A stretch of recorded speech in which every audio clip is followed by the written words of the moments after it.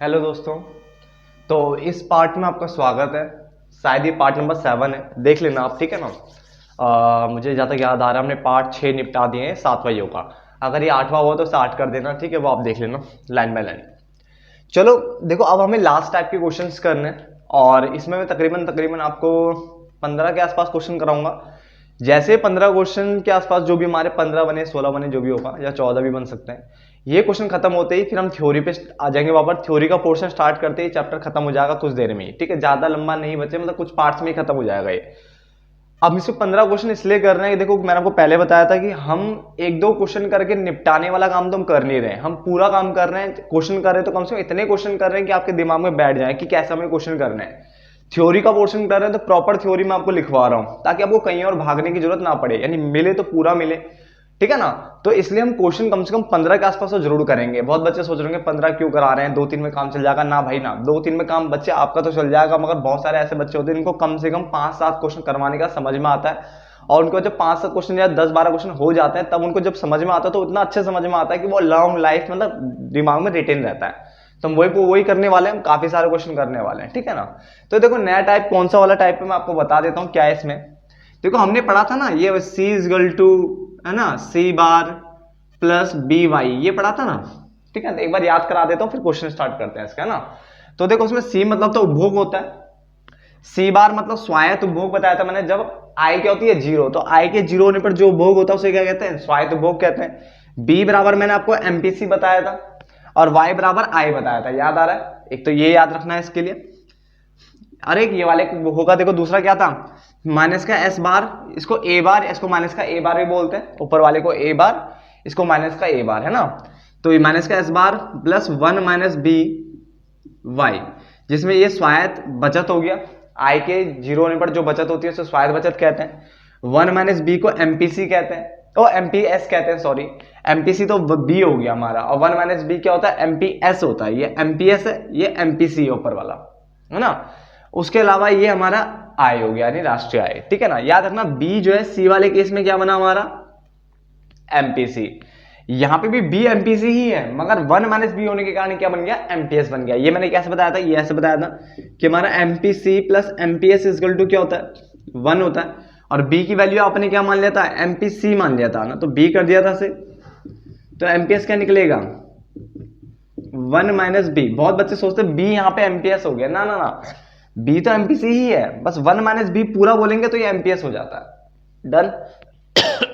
चलो स्टार्ट करते क्वेश्चन। याद आ गया होगा ना सब कुछ। जिसको याद नहीं है बेटा, एक बार फटाफट से फॉर्मूले पढ़ ले, उसके बाद ये क्वेश्चन करना स्टार्ट करना। ये काफी अच्छे क्वेश्चन है BA BCom वाले बच्चों के लिए भी, ठीक है ना। बस BA BCom वालों को क्या, इसके बाद भी थोड़ा सा और एडिशनल टैक्स वाला पोर्शन भी करना पड़ता है बस, बाकी सब सही है, वही है। चलो देखते हैं, आंसर करते हैं इसका। बेटा देखो, C इज इक्वल टू दिया है 100 प्लस 0.75 y, जिसमें 100 हो गया आपका C बार, 0.75 हो गया आपका MPC, और y तो आपका I है ही। निवेश पे आपको 1000 दे दिया है। तो ज्ञात करें राष्ट्रीय आय का संतुलन स्तर। बेटा जब भी संतुलन स्तर बोलेगा ना तो आपको क्या करना है वो देखिए। यहां पे हम बोलेंगे आय के, आय कौन से, राष्ट्रीय आय है, के संतुलन स्तर पर, आय के संतुलन स्तर पर, आप पूरा लिख सकते हैं, राष्ट्रीय आय के संतुलन स्तर पर क्या होता है बच्चा, एडी जो होता है वो इक्वल टू होता है एएस के, एडी इक्वल टू होता है एएस के। अब मुझे पता है एडी को मैं क्या लिख सकता हूं बच्चे, सी प्लस आई लिख सकता हूं, है ना। और एएस को जो मैं लिख सकता हूं वो क्या लिख सकता हूं, वाई लिख सकता हूं। आप बोलोगे ऐसे क्यों, मैंने बताया हुआ आपको पहले भी कि जो एएस होता है वो सी प्लस एस के बराबर होता है, और जो y होता है वो भी c प्लस एस के बराबर होता है, इसलिए हमारा as और y आपस में क्या होते हैं, बराबर होते हैं। तो मैंने as की जगह क्या रख दिया, y, ठीक है।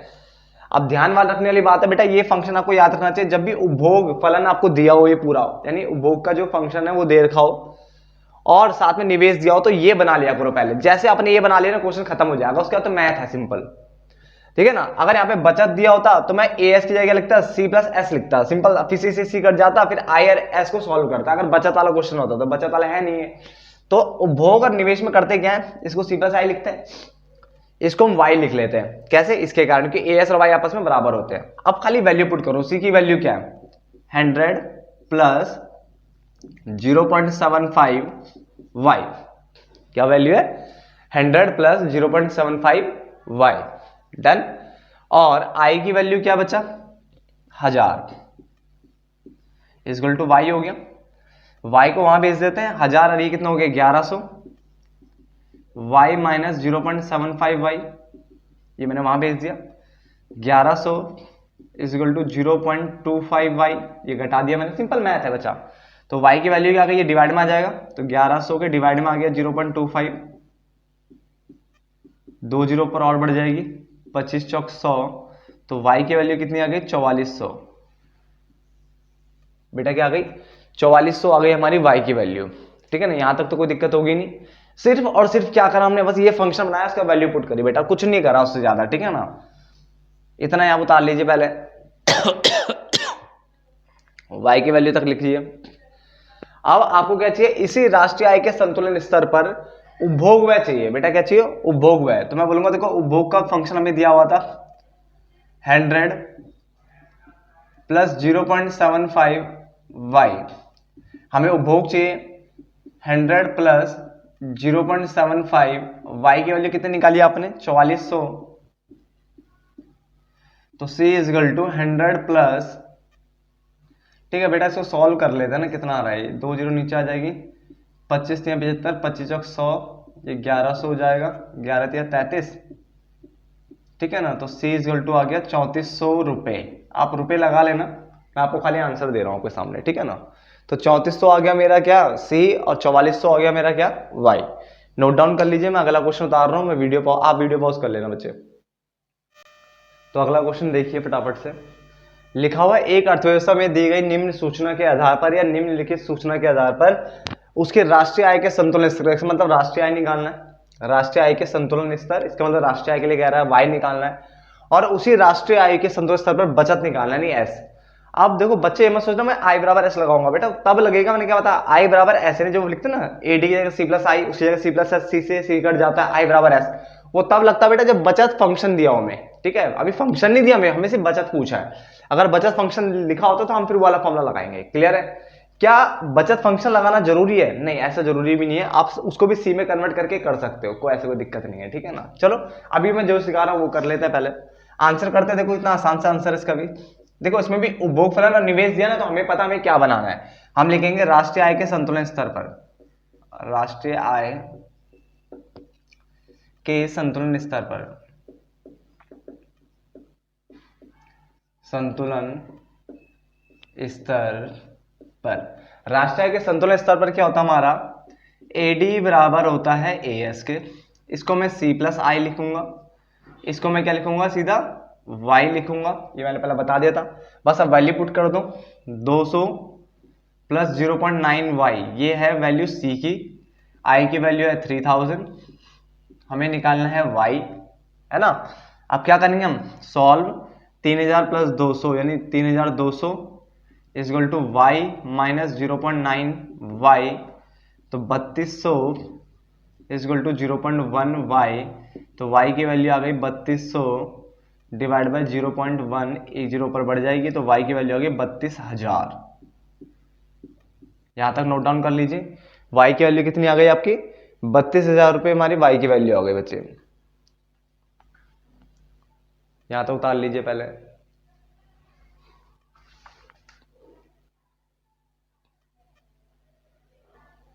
ठीक है, उसके बाद हमें क्या करना है? अब हमें निकालना बचत, पर बचत निकालने के लिए पहले मुझे क्या निकालना पड़ेगा? उपभोग। उपभोग का फॉर्मूला क्या दिया हुआ है? फंक्शन क्या दिया हुआ है? 200 प्लस 0.9 वाई, मैंने रखा 200 प्लस 0.9, वाई की वैल्यू निकली है 32,000। सॉल्व कर लेते हैं इसको भी, कट गए। सी इज इक्वल टू 200 प्लस 0 9 18, 1 9 27 और 1 28, तो सी इज इक्वल टू आ गया 29,000। जैसे हमारा सी निकल गया, हम क्या करेंगे? हमें पता है y इज इक्वल टू क्या होता है? c प्लस एस होता है। y की वैल्यू कितनी है? 32,000 सी की वैल्यू कितनी है 29,000, तो एस की वैल्यू निकल जाएगी बेटा, एस कितना आ जाएगा, ये घट जाएगा, इसमें से आ जाएगा 3000, ठीक है ना। तो यहाँ तक नोट डाउन करो। देखो ये क्वेश्चन कितनी इजीली, मतलब देखो क्वेश्चन हो रहे हैं बिल्कुल एकदम मलाई की तरह क्वेश्चन होंगे, टेंशन मतलब, इसलिए तो कहता हूँ कॉन्सेप्ट क्लियर रखो, फॉर्मूले क्लियर रखो, ठीक है, सब कुछ होता चला जाएगा। डन। अब ये क्वेश्चन के लिए पता बच्चे डरते हैं कि ये क्वेश्चन सॉल्व कैसे हो रहे हैं, बताओ, इतना आसान क्वेश्चन है, ठीक है, किसी टाइम पे ये क्वेश्चन 6 नंबर में आते थे, ठीक है ना। और इसी को थोड़ा सा ऊपर और कर दूंगा ना, सिर्फ टैक्स वाला पोर्शन अगर मैं करता तो ये 20 नंबर का क्वेश्चन बनता है बीए बीकॉम में। सोचो ये क्वेश्चन टुच्चा सा मरा हुआ क्वेश्चन। चलो नोट डाउन करो फटाफट से। तो आगे बढ़ते हैं, हम 2 क्वेश्चन मैंने उतार दिया आपके सामने। तो क्वेश्चन नंबर 3 का आंसर करते हैं। बहुत बच्चों के दिमाग में ये भी चल रहा, बच्चे मुझे जहां तक पता है कि कहीं कोर्स पीछे तो नहीं चल रहा, मैं आपको बताऊं ऑफलाइन से काफी आगे चल रहा है। राष्ट्रीय आय के चैप्टर आपके खत्म हो चुके हैं विद न्यूमेरिकल, ये चैप्टर भी खत्म होने वाला है विद न्यूमेरिकल। तो 4 3 7 क्वेश्चन चैप्टर और एक उसका इंडियन इकोनॉमी का बताऊं, 8 चैप्टर आपके खत्म हो गए, 3 चैप्टर बचते हैं बस, इसके बाद आपका बहुत आगे चल रहा है बच्चे कोर्स, ठीक है ना। तो इसलिए कोई टेंशन वाली बात आपकी है नहीं। हफ्ते में देखो मैं आपको 3 या 4 वीडियो तो दे देता हूँ, 3 से लेकर 4 वीडियो मैं आपको दे देता हूँ, और ऑफलाइन में भी बेटा 3 ही क्लास होती है हफ्ते में, ठीक है ना, क्योंकि इतना टाइम मेरे को ऑनलाइन के लिए नहीं मिलता, बट फिर भी मैं आपको 3 से 4 क्लास दे देता हूँ, ठीक है ना। तो फटाफट से अब इसको कर लेते हैं, टेंशन लेना नहीं है किसी चीज का। चलो, एक अर्थव्यवस्था में उपभोग फलन दिया हुआ बच्चा हमें इतना, और निवेश व्यय भी दिया हुआ है, तो देखो दोबारा निवेश और उपभोग दे दें तो फंडा क्लियर माइंड का, आगे पढ़ने की जरूरत भी क्या है, ठीक है ना। देखो क्या है कह रहे हैं, तो राष्ट्रीय आय के, सबसे पहले राष्ट्रीय आय के संतुलन स्तर पर, मुझसे पहले कर सकते हो आप प्लीज, जिसको आता है वो कर लीजिए, संतुलन स्तर पर, क्योंकि अभी क्वेश्चन आपको समझ में आ गए होंगे, फटाफट करिए। तो एक अर्थव्यवस्था में उपभोग फलन इतना दिया हुआ, निवेश में दिया हुआ, संतुलन स्तर आपको पता ही है क्या होता है, संतुलन स्तर पर क्या होता है, एडी बराबर एएस होता है। एडी को सी प्लस आई लिखूंगा, एएस को मैं क्या लिखूंगा, वाई लिखूंगा, वैल्यू पुट करो 500 प्लस 0.8 वाई, ये तो वैल्यू हो गई सी की, आई की वैल्यू हो गई 500 इजगल टू वाई, 500 हो गए मेरे 1000 is equal to y minus 0.8 y, तो 1000 इजगल टू 0.2 वाई, ठीक है ना। इतना तक उतार लीजिए फटाफट से। उसके बाद क्या हुआ, मैंने यहाँ पे देखो y की वैल्यू निकाल दी, तो 2 नीचे आ जाएगा इसके ना, तो 1000 डिवाइड बाय 0.2, ये आ गया 10,000 और ये आ जाएगा 5,000, तो y की वैल्यू आ गई मेरी कितनी, 5,000 रुपीज। बेटा आप लगा लेना, लगाना जरूरी है रुपये, ठीक है ना, लास्ट में लगा दिया करो, जैसे यहाँ पे लिख सकते हो y इक्वल टू ये, ठीक है ना। चलो, और अगर यहाँ पे नहीं भी लगाते हो तो अभी बताता हूँ, देखो कैसा आंसर लिखते हैं। यहाँ तक हो गया। उसके बाद पहले क्या निकालना है बताओ, एक तो राष्ट्रीय आय निकालना था, आय निकाल दिया, उपभोग व्यय निकालना है, तो C इजगल टू क्या दिया हुआ हमें, 500 प्लस 0.8 वाई, तो C इजगल टू 500 प्लस 0.8 और y की वैल्यू निकली है 5,000, तो C इजगल टू 500, ये कितना आ रहा है, 8 पंजे 40, 4,000, तो C की वैल्यू आ गई 4500। तो आप लास्ट में लिख सकते हो ऐसे करके कि राष्ट्रीय आय ब्रैकेट में y is equal to rupees, ठीक है ना, कितना है 5,000, और उपभोग व्यय ब्रैकेट में C is equal to rupees 4,500। तो ऐसे करके आप दिखा सकते हो लास्ट में भी, और अच्छा मतलब इंप्रेशन झड़ता टीचर के सामने, है ना। तो फटाफट से इतना कर लीजिए आप भी। क्वेश्चन आपको समझ में आ ही गए होंगे, जहां तक ऐसा कोई दिक्कत तो है नहीं इन क्वेश्चनों में।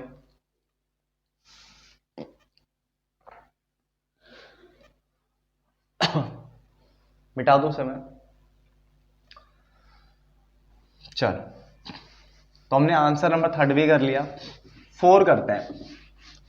देखो 4 में क्या कह रहा है, ठीक है, प्लीज आप वीडियो को बैक करके आप उतार सकते हो आंसर, कोई दिक्कत नहीं है, ठीक है ना, बट मैं इतना टाइम नहीं दे पाऊंगा आपको, ठीक है ना, उतारने के लिए।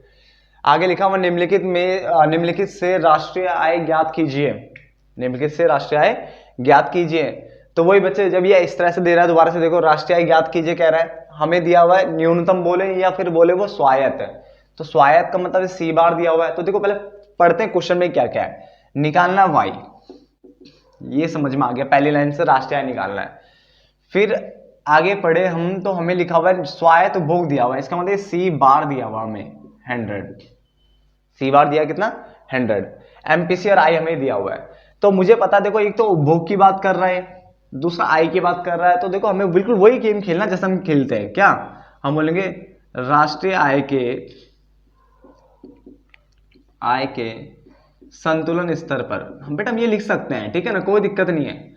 बहुत सारे बच्चे यहाँ पे ना संतुलन स्तर पर directly y equal to C plus I करते हैं, ठीक है ना। तो अगर आप y equal to C plus I करना चाहो तो कर सकते हो, कोई दिक्कत है बेटा, वो संतुलन स्तर पर ही होता है। वो किस पे होता है, वो संतुलन स्तर पर ही होता है, तो उसमें कोई तमड़ा कोई इशू नहीं है। तो हमने क्या लिखा, राष्ट्रीय के संतुलन स्तर पर एडी बराबर क्या होता है, एस होता है, ये सी प्लस आई होता है मेरा, ये मेरा y होता है क्योंकि निवेश है मेरे पास सामने। तो c, देखिए c का फॉर्मूला क्या होता है, c का फॉर्मूला होता है C bar plus B Y plus I equal to Y. आपका क्या था, c आपको बना मिल रहा था, अब केवल आपको बनाना है। अब ये पॉइंट कौन सा आ गया, जब बनाना पड़ता है तो कोई बात नहीं। सी बार की वैल्यू देखो कितनी है 100, एमपीसी कितना है 0.80 इंटू वाई तो निकालना है, प्लस आई हमें कितना दिया है 50 इजगल टू वाई। बस अब सॉल्व कर लो। सबसे बढ़िया चीज पता क्या चीज है, देखो आपको बस ये फंक्शन याद होने चाहिए। और देखो अगर यहाँ पे एमपीएस भी दिया होता तो भी कोई दिक्कत नहीं, एमपीएस दिया होता तो मैं उसको एक में से घटा के एमपीसी निकाल लेता है ना, इतना बड़ा कोई इशू नहीं। अब तो फटाफट सॉल्व हो जाएगा। क्या करेंगे, वाई वाले को उधर भेज देंगे, इनको जोड़ लो, तो कितना आ गया 150 आ गया यहाँ पे, तो equal to y minus 0.8 y.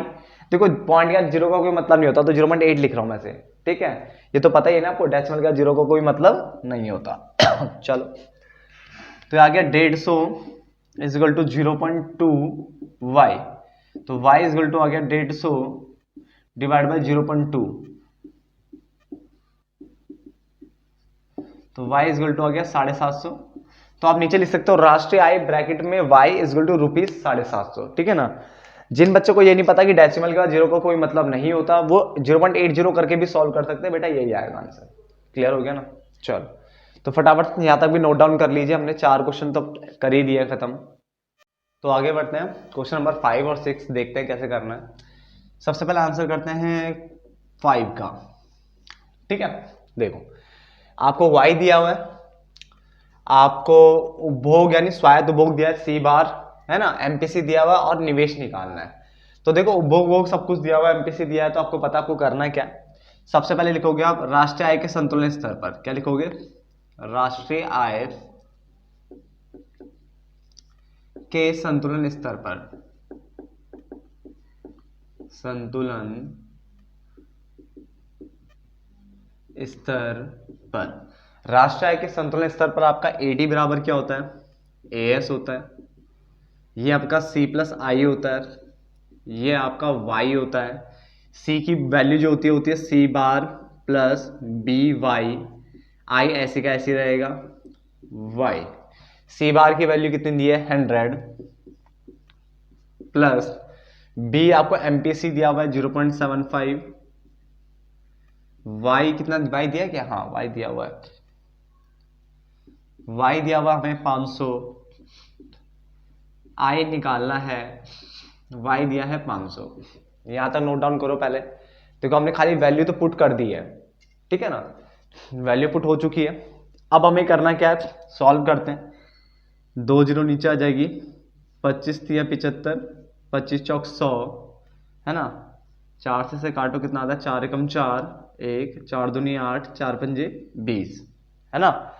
तो ये आ गया आपका 100 प्लस 125 को 3 से करोगे तो 3 पंजे 15, 3 दूनी 6 1 7, 3 एकम 3, है ना। इंटू कर लेना भाई, गलती मेरे से भी हो सकती है मल्टीप्लाई में। 500 हो गया। अब इन दोनों को जोड़े तो 475 आ रहा है, प्लस आई इजगल टू 500,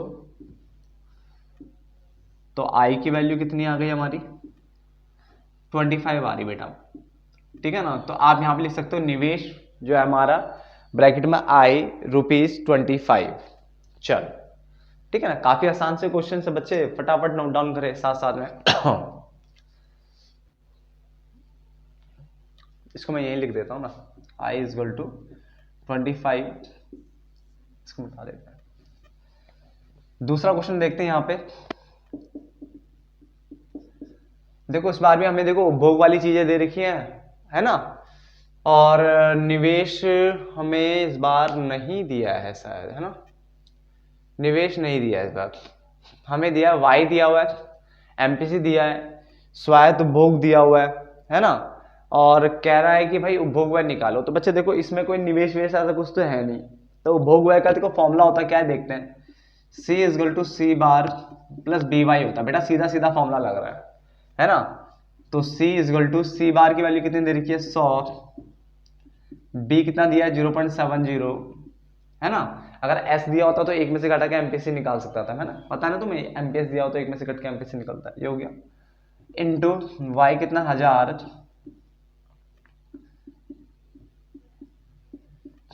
तो C की वैल्यू आ गई 100 प्लस 70 है 10 700 ही हो गया ना। C की वैल्यू हो गई बेटा 800 रुपए। कितनी आ गई है 800 आ गई है।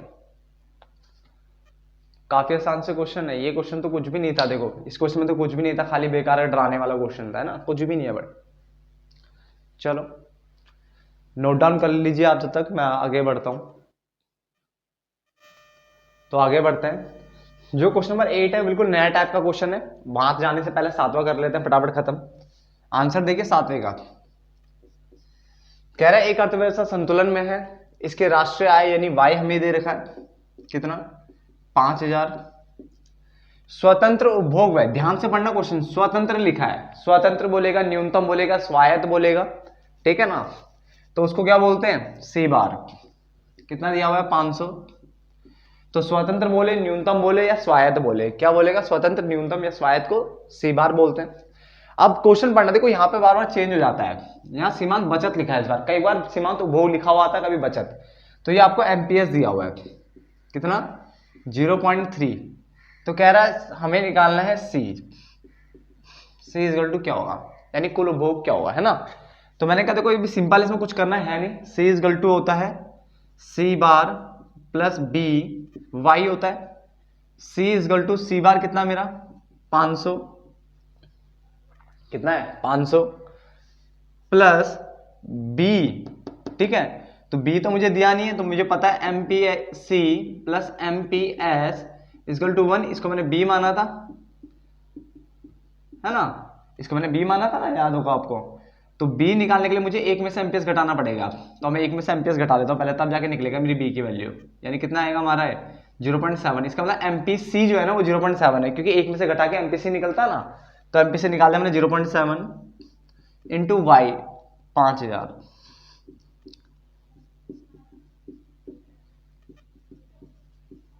7 पंजे 35, सी की वैल्यू हो गई बेटा 4000 रुपए, सी की वैल्यू क्या आ गई है 4000 रुपए, सी की वैल्यू निकल के आ गई है। डन, यहां तक कोई दिक्कत नहीं किसी को भी। चलो हमेशा याद रखना, आपको ढंग से क्वेश्चन पढ़ना है, क्वेश्चन अगर आपने ध्यान से पढ़ लिया ना तो आपको कोई पीछे कर ही नहीं सकता। कई बार यहाँ पे स्वतंत्र बचत व्यय भी बचत भी आ सकता है, सॉरी स्वतंत्र बचत भी आ सकती है, स्वायत्त बचत या न्यूनतम बचत आ सकती है, तो वो ऐसे लिखी होगी माइनस का 500, तो माइनस वाली होती तो वो कौन सी होती है बचत वाला, तो आप उसमें माइनस हटा दो तो 500 क्या बच जाएगा उपभोग वाला, क्योंकि आपको पता ना जब आय 0 होती है उस टाइम पे जो उपभोग होता है, मान लो उपभोग करा आपने 100 रुपए का, तो बचत क्या होगी इस टाइम पे माइनस के 100 होगी, तो फिगर हमेशा सेम रहती है, याद रखना, बस माइनस हटाने की देरी होती है, माइनस हटाओगे तो स्वायत्त उपभोग बन जाएगा, माइनस लगा दोगे तो स्वायत्त बचत बन जाएगा, है ना, माइनस लगाओगे तो स्वायत्त बचत, माइनस हटा दोगे तो स्वायत्त उपभोग हटाने पर। चलो तो हमेशा याद रखना है, ठीक है ना, माइनस का फंडा हमेशा याद रखो कि जो बचत होता है उसमें माइनस लगता है ना, बचत वाले में, स्वायत्त बचत में, और उपभोग में माइनस नहीं लगता। अब आते हैं 8वें क्वेश्चन में, जो कि काफी अच्छा क्वेश्चन है। बचत फलन आपको दिया है इस क्वेश्चन में, निवेश भी दिया हुआ है, और दो चीजें निकालनी है। देखो मैं आपको एक चीज बता दूं, देखो इसका पहले मैं तरीके से बताता हूं जो करना चाहिए हमें फिर एक दूसरा तरीका भी बताऊंगा, 2 तरीके बताता हूं, ठीक है। चलो सबसे पहले हम लिखेंगे आय के, वे राष्ट्रीय आय के संतुलन स्तर पर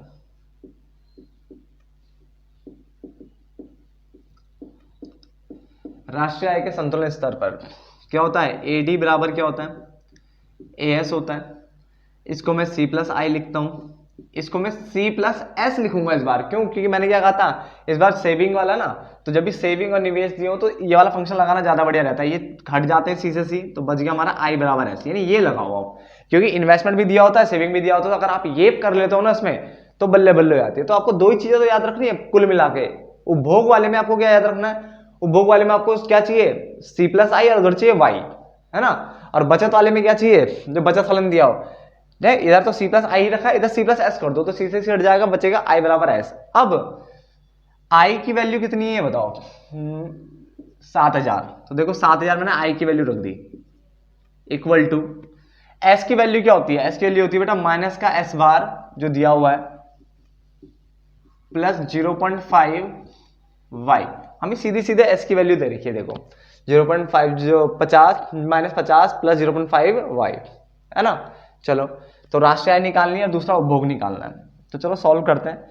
ये वहां जाके प्लस हो जाएगा, तो 7050 आ जाएगा, यहाँ प्लस हो गया, इधर 0.75 वाई, तो वाई की वैल्यू क्या जाएगी, डिवाइड में चला जाएगा ना 0.5,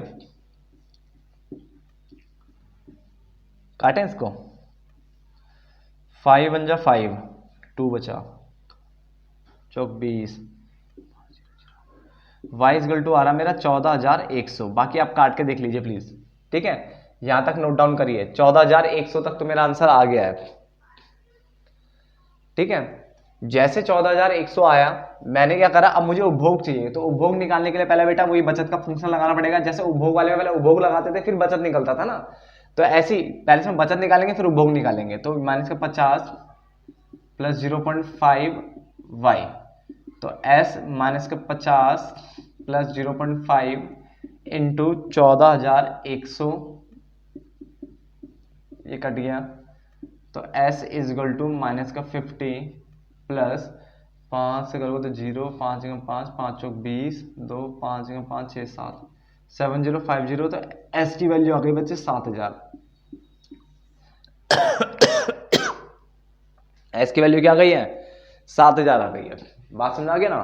तो हमने क्या करा, सबसे पहले हमने देखो क्या करा, पहले हमने y निकाला, उससे s निकाला, अब मैं c निकालूंगा। जब जब उपभोग वाले में होता था क्या करते थे, पहले y निकलता था, फिर उपभोग से उपभोग ही निकलेगा पहले, फिर बचत निकलता था ना। तो अब वही फॉर्मूला लगाएंगे, y इज इक्वल टू क्या होता है, c प्लस एस। ये 14100 मैंने निकाल रखा है, ये रहा, c निकालना है, s मेरे को 7000 दिया हुआ है, तो 7000 माइनस हो जाएगा, तो आंसर आ जाएगा 7100। तो लास्ट में आप आंसर लिख सकते हो ऐसे करके, राष्ट्रीय आय ब्रैकेट में y is equal to rupees 14100, बचत ब्रैकेट में s रुपीज 7000, उपभोग ब्रैकेट में रुपीज करके 7100। बचत ना भी लिखो चल जाएगा क्योंकि पूछा उसने दो ही है, ठीक है ना। तो फटाफट से नोट डाउन कर लीजिए भी। अरे हाँ एक सेकंड है, मैंने इसमें कहा था मैं आपको एक तरीका और बताऊंगा। देखो आप चाहे तो उसको उपभोग में भी चेंज करके कर सकते थे। जैसे बचत है तो मैं इससे उपभोग फलन भी बना सकता था। देखो कैसे, उपभोग होता सी बार, तो वहां प्लस का होता है ना, वो है ना, ए बार बोलो या सी बार बोलो तो प्लस का होता। तो ये माइनस का 50 तो एस के लिए लगाया, तो यहाँ क्या लगेगा, यहाँ 50 लगा होगा, यहाँ से 50 रहा होगा कि आय के जीरो होने पर जो बचत होती है स्वायत्त बचत, जो उपभोग होती है स्वायत्त उपभोग, तो ये प्लस का रहता है वो माइनस का रहता है, फिगर सेम रहती है ना, प्लस। यहाँ पे इसका मतलब क्या हो गया, 0.5 का मतलब क्या है, ये 1 माइनस बी है, एस के केस में 1 माइनस बी होता है ना, इसका मतलब ये एमपीएस दिया है। तो एमपीसी कितना होगा, एक में से अगर मैं इसको घटा दूं तो एक में से 0.5 घटाऊंगा तो 0.5 ही आएगा।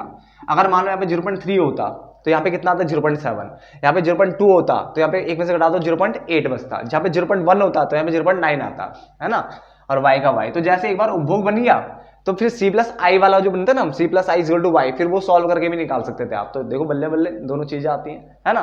तो चलो, क्वेश्चनों की टांग तोड़ना काफी आसान है बच्चे, अगर आपको सब कुछ समझ में आ जाता है तो अगला क्वेश्चन देख लीजिए, फटाफट देख लेते हैं क्योंकि मुझे ऑफलाइन बैच में जाना पड़ेगा, ठीक है। देखो किसी अर्थव्यवस्था का बचत फलन जो है इस तरह से दिया हुआ है और अर्थव्यवस्था संतुलन में है। जब आय आपको 2000 के बराबर दी है तो आकलन करना है इन तीन चीजों का। तो बचत फलन दिया हुआ है तो, और साथ में आपको आय दी है, तो कोई दिक्कत नहीं, कर लेते हैं। बचत फलन में आपको क्या करना मैंने बताया हुआ है आपको। सबसे पहले आप लिखोगे राष्ट्रीय आय के संतुलन स्तर पर, राष्ट्रीय आय के संतुलन स्तर पर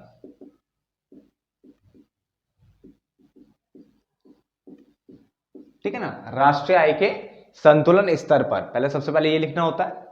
उसके बाद क्या करते हैं हम, एडी बराबर एएस करते हैं, एडी बराबर एएस करते हैं।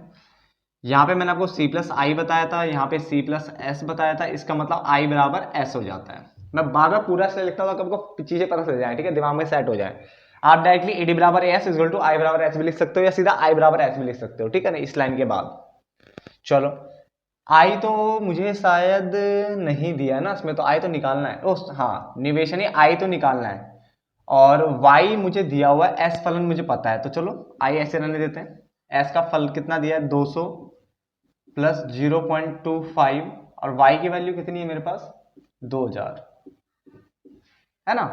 तो आई की वैल्यू कितनी आ जाएगी, माइनस का 200, 25 चौक 100, 4 पंजे 20, तो ये कितना आ गया, 300 आ रहा है क्या। तो आई की वैल्यू मेरी आ गई है 300, ठीक है। सबसे पहले मैंने आई निकाल दिया, मेरा आई कितना निकल गया, 300 निकल गया, यहां तक लिख लीजिए आप भी। देन उसके बाद हमें दूसरा पॉइंट, तो पहला पॉइंट था हमारा, उसके बाद हमें दूसरी चीज पूछी है उसने, स्वायत्त उपभोग निकाले। क्या निकाले, स्वायत्त उपभोग निकालना है। तो कैसे निकलेगा, देखो मुझे पता है कि एस फलन जो मुझे दिया हुआ है वो दिया हुआ है माइनस का 200 प्लस 0.25 वाई, और जिसमें मुझे पता है कि 200 जो है उस माइनस का जो है वो स्वायत्त बचत है। तो स्वायत्त उपभोग कितना होगा, डायरेक्टली आप स्वायत्त उपभोग लिख भी सकते हैं, डायरेक्टली कितना आएगा, 200 आएगा, बट प्लस का, उपभोग कभी माइनस में होता नहीं है ना। या आप ऐसे कर सकते हो, जब y बराबर 0 होता है, जब y बराबर 0 होता है तब मुझे पता है कि क्या होगा, ये 0 होगा उस टाइम पे जो बचत होती है उसे क्या कहते हैं, स्वायत्त बचत कहते हैं। तो वो कितना आ जाएगा मेरा, ये माइनस का आ जाएगा 0 उधर नहीं, देखो 200 माइनस का आ जाएगा प्लस का हो जाएगा, तो C0 कितना आएगा, 200। तो आप ऐसे भी करके सॉल्व करके दिखा सकते हो कि हमारे जो C बार निकला है वो कितना निकला है, 200 निकला है। कि y बराबर 0 होता है तो ये C बार होता है, ये S बार होता है, तो S बार की वैल्यू दे रखी थी, C बार निकल गया हमारा कितना, 200।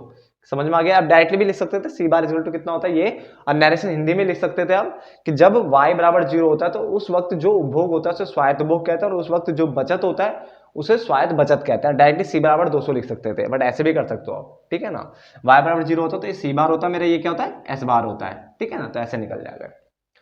पॉइंट नंबर 3, ये कह रहा मुझे निवेश गुणक निकालो। निवेश गुणक यानी हमारा K क्या होता है, 1 अपॉन में, अब देखो 1 माइनस एमपीसी भी होता है, डेल्टा वाई अपॉन में डेल्टा आई भी होता है। तो देखो डेल्टा तो लग नहीं सकता क्योंकि चेंज तो कहीं दिया ही नहीं है, वृद्धि वृद्धि ऐसा कुछ बोला नहीं है, तो वो लगे, पहला फॉर्मूला डेल्टा वाई वाला तो लगेगा नहीं, ठीक है। 1 अपॉन में एमपीसी में लगा, 1 माइनस एमपीसी, 1 अपॉन में 1 माइनस एमपीसी लगा सकता हूं, मगर क्यों लगाऊं जब आपको यहाँ पे एस प्लन में आपको ये क्या दिया होता है, एमपीएस दिया होता है ना, एमपीएस दिया तो मैं एमपीएस वाला लगा लूंगा। अब अगर आपको एमपीसी लगाना तो एक में से पहले से घटाना पड़ेगा, 0.75 आएगा, तो क्यों करूं इतनी मेहनत, सीधा मैं एमपीएस लिख रहा हूं, ठीक है। और मैं k इक्वल टू लिखूंगा 1 अपॉन में 0.25 जो यहाँ पे दिया हुआ है, इसको हटाऊंगा यहाँ, और ये 25 चौक 100, और k की वैल्यू आ गई 4, ठीक है। तो एमपीएस वाला फॉर्मूला भी होता तो मैंने उसी से क्या कर दिया, इसको सॉल्व कर दिया, ठीक है। कितना आ गया, k इक्वल टू मेरा कितना आ गया, 4 आ गया, डन। यहां तो कोई दिक्कत नहीं। चलो एक काम करते हैं, इस पार्ट को ना यहीं पे रोक देते हैं, ठीक है। वैसे मेरा मन था इसी पार्ट में सारे न्यूमेरिकल खत्म कर दूं कि ज्यादा से ज्यादा, देखो मैंने कहा था 15 के आसपास, तो कुछ ही न्यूमेरिकल है। वैसे तो मैथ देखो सब खत्म हो चुका मैक्सिमम, अब खाली क्वेश्चनों की लैंग्वेज को पकड़ने की कोशिश कर रहे हैं हम कि क्वेश्चन लैंग्वेज में कैसे उलझा सकता है आपको। बाकी तो भाई कुछ कठिन है ही नहीं इस चैप्टर में, कुछ भी कठिन नहीं है, ठीक है ना। तो वैसे मेरी तरफ से तो न्यूमेरिकल खत्म हो चुके हैं, बस हम कुछ ऐसे क्वेश्चन उठाएंगे जो आपको ना स्टेटमेंट से दिक्कत कर सकते हैं, बस कि उसमें ऐसे लाइनें लिखी होती है, जैसे मैंने वो वाला करवाया था 3 गुना अधिक है, तो थोड़ा स्टेटमेंट दिक्कत करती है ना बच्चों को, तो वो क्वेश्चन हमें करने हैं थोड़े बहुत, तो वही रहते हैं, बाकी मैक्सिमम खत्म हो चुका है। क्लियर हो गया, तो आप ये नोट डाउन कर लीजिए यहां तक सारा, ठीक है ना। इनकी प्रैक्टिस करिए, और आपकी बुक में जो और क्वेश्चन है प्लीज उनको भी करो ना, ये क्वेश्चन लिखा करो, उनका आंसर करा करो। क्वेश्चन इसलिए लिखने के लिए कहता हूं क्योंकि देखो बोर्ड पे अगर मैं आपको समझा रहा हूं तो आपको क्वेश्चन आंसर दोनों लिखने चाहिए, ठीक है, इससे आपको अच्छे से समझ में आएगा। डन, तो आप इसे नोट डाउन कर लीजिए, बुक के क्वेश्चन कर लो, बाकी मैं कुछ जो 4-5 क्वेश्चन और कराने होंगे वो मैं करा दूंगा, और साथ में थ्योरी स्टार्ट कर दूंगा अगले ही पार्ट में जो आने वाला है। डन, तब तक के लिए धन्यवाद दोस्तों।